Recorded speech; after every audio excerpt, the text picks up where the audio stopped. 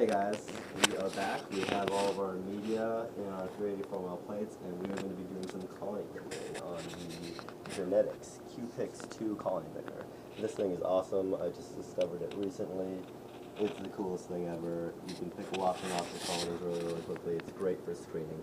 So I actually already did a picking job earlier today, and I guess I can start off by showing you what a picked plate looks like. So here's my screen. I'll put it against the stark background so you can see. This colony density is actually a little bit too much, I think. So what I did was I took some saturated overnight culture, which is about 1E9, maybe 1E10, and I did a 1 to 1000 dilution, which would have given me about theoretically 1E3, 1E4 cells per microliter.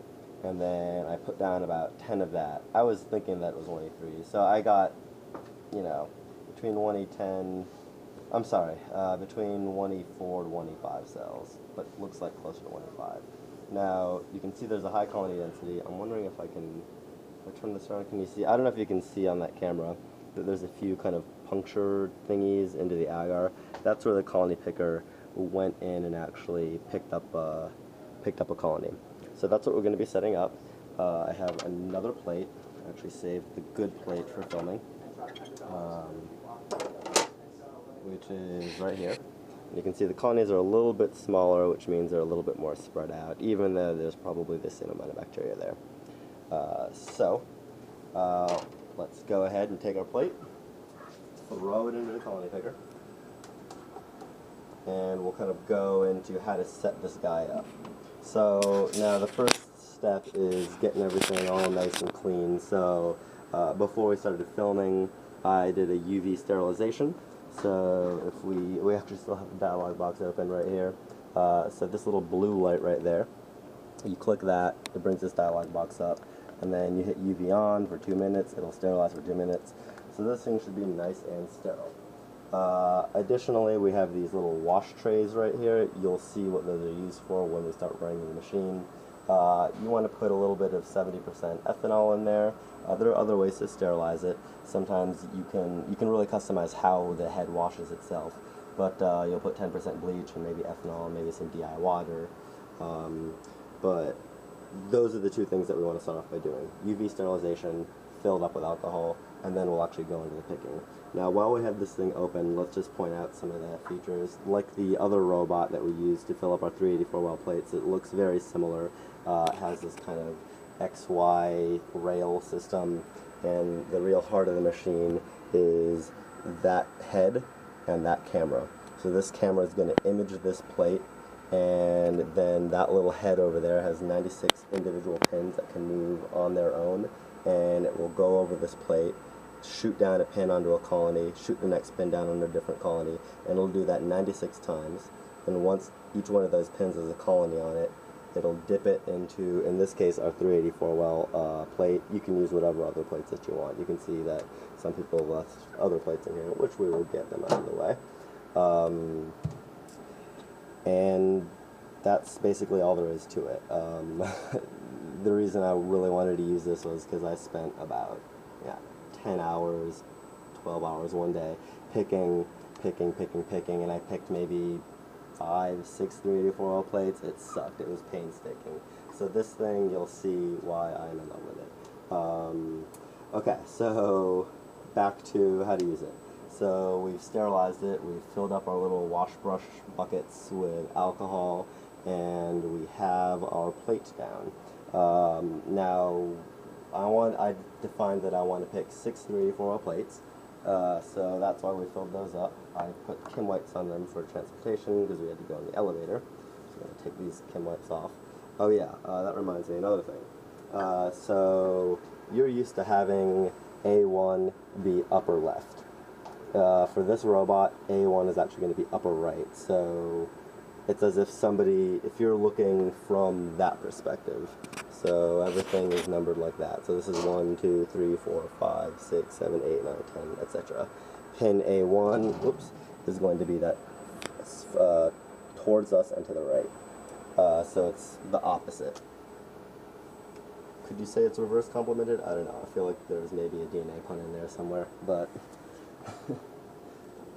Alright, so here's plate 1. This, I'm dyslexic. Alright, A1.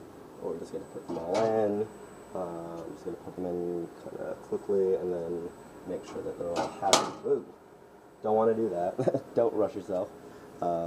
Especially not after they've been inoculated, because you could contaminate the entire plate that way. And that is no good.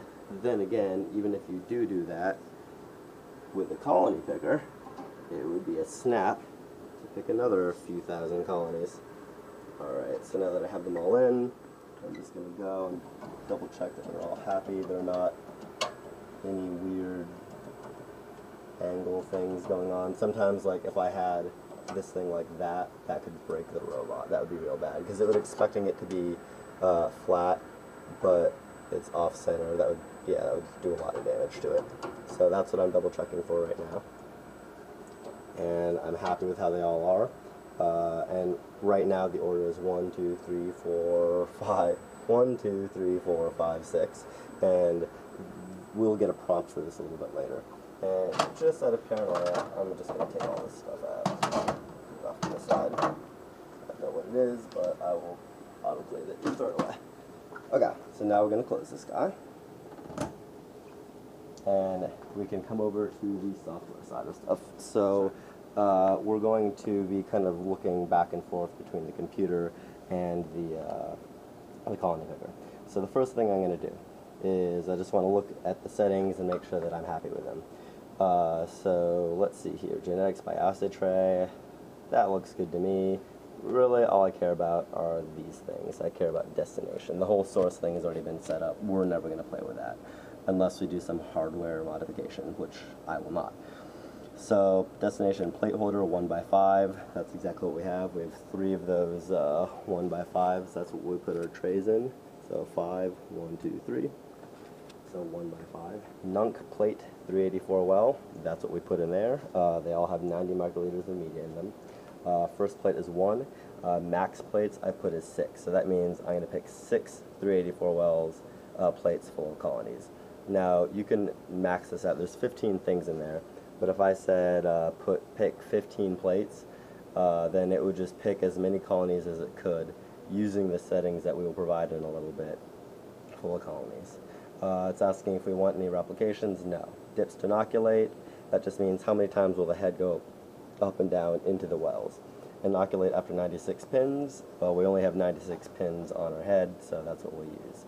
Well offset, that means what, so if you remember from the whole robotics video, we have a 96 well format, but we're using 384. So that means that per one well in a 96 well format, there are 4 wells in a 384 well format. And is that going to be like the 1, 2, 3, or 4, kind of in that whole Z thing. And then the order, standard Z format, that's upper left to upper right to bottom left to bottom right. We're not going to play with that at all. Head, we're not, again, that would be a major hardware modification. We're not going to play with that at all. We'll leave that all the same. And then sterilizing, we're going to do 3 bath cycles. We're going to dry it for 12 minutes. It's just going to wait for a little bit. And so that's how the head will sterilize. These are the settings that I'm using. You can really customize everything, and we're not going to really get into that.